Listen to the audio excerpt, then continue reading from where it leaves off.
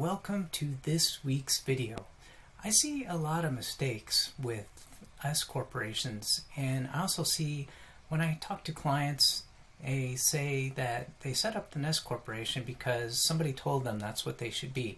And in this video, I want to walk you through the 5 things that you should know about an S corporation so you can better decide if this type of entity is for you or is not for you. But first, if you like this video and you want to learn more about how to better organize your numbers and utilize them to grow your business and your profitability, then hit that subscribe button. Okay, let's get started. So actually, an S corporation is not an actual legal entity. That's a surprise that I get when I speak to other clients about S corporations. In fact, the reason is because they set up a corporation and they think that they're automatically an S corporation, but there are things that you need to do. So it surprises some people when they find out that they're actually not an S corporation. So that's one of the things you want to look out for. It's actually named after a subchapter of the IRS code, subchapter S. That's where they get the S corporation. You can be an S corporation through electing to be an S corporation through setting up an LLC or an actual corporation. And an S corporation differs from a corporation because it's considered a pass-through entity. And when you hear that, it sounds confusing. But really what it is that an S corporation isn't actually taxed.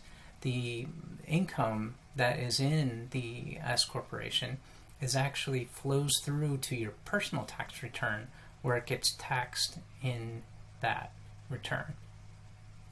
So why use an S corporation? Well, there are many uses for an S corporation, but probably one of the biggest ones is the potential to write off losses against personal income.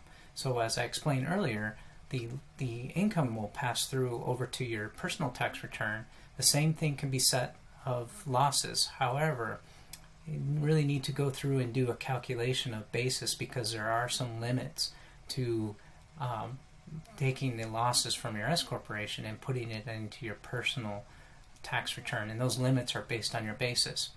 Whereas in a C corporation, those losses stay in that entity and are used when the entity, the C corporation, actually earns money, or potentially it can, to offset future income. Also, an S corporation, it differs from a C corporation because it avoids the double taxation. And what that means is that when you're a C corporation, your income is taxed at the C corporation rates. And if you take money out other than through salary, say through a dividend, then that is also taxed again on your personal returns. That's where they get the double taxation from. Also, S corporation can provide asset protection either through an LLC or C corporation, but don't automatically default to this. In fact, I would speak with a lawyer to figure out what exactly the liability risk is to your company, and you might be able to mitigate that through other things such as insurance. So take for example my entity, or my area of the accounting. There is, if I'm negligent in the work that I do, no entity is going to protect me from that. My insurance though would help protect me from that. And the same thing could be for you as well. So that's why I say don't automatically default to thinking that an LLC or C corporation will help protect you against liability. It's really when you have a lot of creditors that it might make sense to have an LLC or C corporation. But again, I would work with your tax advisor and then also with an attorney. The big thing with an S corporation is that it helps to avoid Social Security tax. So think of it as having a bucket. There's actually 2 buckets. So the first bucket is when you pay yourself. An S corporation, you're required to pay yourself through a W-2 wage, just like you would as an employee. You would be an employee of the S corporation. But what you do is you actually split your income from that corporation into 2 buckets. The first bucket is going to be your W-2 wages. And in your W-2 wages, you would have to pay 15% FICA tax. It's 15% is both the employee portion and the company portion. Then the amount that's distributed above the W-2 wages would then not be taxed at this FICA tax rate. And that's where you end up saving some money, and that's really the big benefit of having an S corporation, is being able to put the money that you earn from that corporation into two separate buckets. So what are some of the disadvantages of an S corporation? One of them is there's strict qualifications, but for the most part for small businesses you won't really run into this issue. And what I mean by strict qualifications is that you have to be a U.S. citizen, you can't have foreign, and also there are certain entities that don't qualify to be shareholders of an S corporation, like you can't have another C corporation, and certain estates and trusts may not also qualify as well. Also, that limits the profit allocation. And what I mean by this is that a big advantage of a partnership is that I could own 35% of the partnership but get 50% of the profits. In other words, you can split the two. In an S corporation, what you own is what you also get in the profit. So depending on what you're trying to accomplish, you may want to look to a partnership to kind of split the difference between capital and also the income that you want to allocate to the partners. Also, you have to observe corporate requirements. That's going to be true of a C corporation more so than an LLC. There are tax filing requirements for an S corporation. You will file a separate tax return for that entity.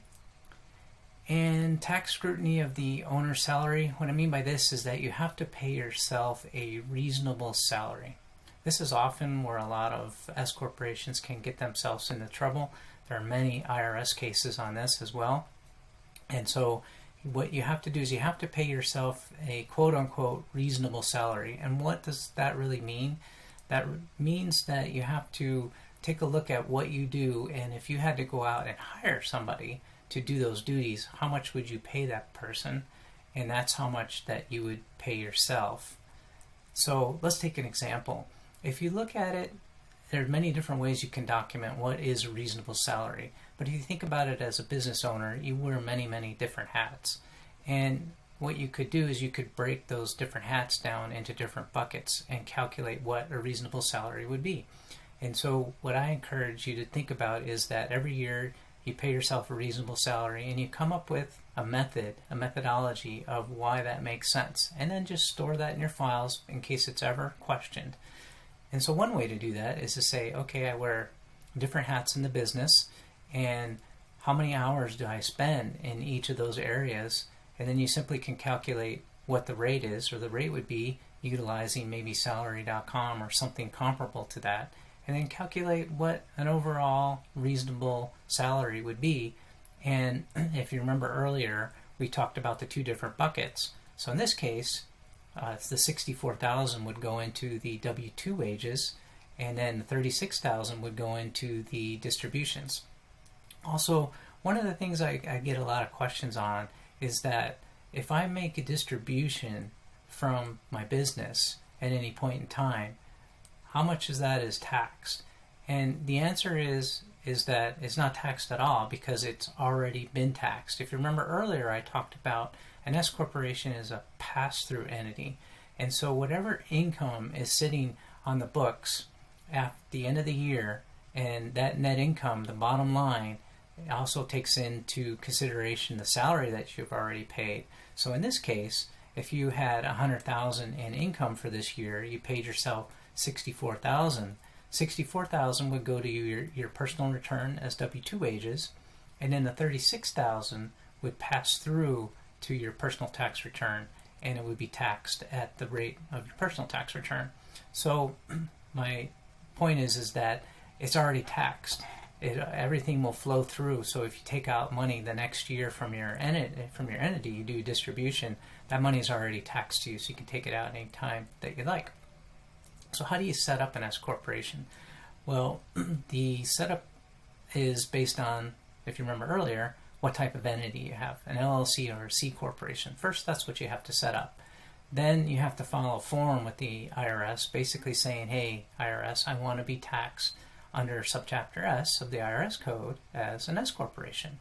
And you do that, usually you do that right away once you set up the entity. but it has to be before the 15th day of the third month after setup. There are exceptions to that. I don't want to get into it in this video, but there are exceptions where maybe if you miss that deadline, you can request late election of an S corporation. Also, if you start out as an LLC or a C corporation and you want to change later on, you could always file within 75 days after year end. I think it's March 15th. You could then do the same thing and tell the IRS, hey, I want to be an S corporation for this particular year. So when to consider an S corporation? I think if the biggest thing I can give you from this video, the takeaway is don't automatically default to doing an S corporation. I know that there's a lot of people, businesses out there that will say, hey, if you ask them, you should be an S corp. Go ahead and set up an S corp. Don't automatically default to that. And I can tell you the reason is because it may not make sense. And I'll get into that a little bit later here. But you got to consider the big picture. And really what you got to do is the math to see which entity really makes the most sense for you. It may be that you continue to be a sole proprietor, and then maybe eventually you move to an S corporation. Because you got to calculate the benefit. You know, what is it that I'm going to get out of it from being an S corporation? So let's look at an example. So let's say that your business earns $54,000 in income. If you were a sole proprietor or an LLC taxed as a sole proprietor, you would pay self-employment tax, in this case, of about $8,300. If you were an S Corp, let's say you came up with a reasonable salary of $40,500, you would have no FICA tax on $13,500 of the $54,000. In other words, your self-employment tax or the FICA tax would be about $6,200, thus saving you $2,000, which is awesome, right? But if you take into account that you got to file a tax return, you also have to, if you set up an LLC or a C Corp, you got to pay possibly a state franchise tax. You know, the benefit may be really small and you may not necessarily want to consider an S Corp at that point in time. But if you were made $85,000, well, as you can see now, the benefit is actually quite large. So in general, I kind of start to look at being an S corporation when your net income is above $50,000. But again, you gotta need to go through the numbers to kind of see what does make sense and doesn't make sense. But in this case, it may make sense to be an S corp at the $54,000 level, and at $85,000, it certainly makes a lot of sense to be the S corporation. But take into account all the different nuances that in your industry you may have to be a certain entity or not. So take that into consideration. So in summary, an S corp is not an entity. That's a big myth that is out there. And don't automatically default to an S corp. I think you really kind of got to do the math to make sure it really makes sense. Seek out advice from your tax advisor. You certainly reach out to us. We definitely help you in that. And then also you may want to speak with your lawyer to make sure that you're getting the benefit that you want from a liability protection. And the other thing is document or come up with a methodology to your reasonable salary. You don't have to use the method that I outlined in this video, but my point is to kind of start to think about what would be a reasonable salary. What would I have to pay somebody to basically to do this work, and how much would that be? So if you like this video, please hit that subscribe button. We'll have future videos, and I thank you very much for watching this video.